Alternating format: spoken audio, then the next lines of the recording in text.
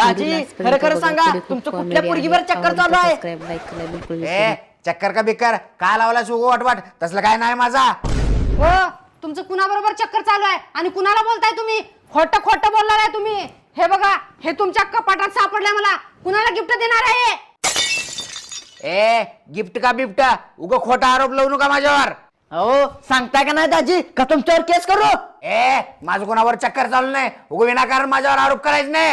हो तुम्ही खोटं बोलू नका. जर तुमचं चक्कर कुणासोबत जर मला सापडलं तर मग तुमचं काय सुद्धा खरं नाही. हा, जा काय करायचं करा जा.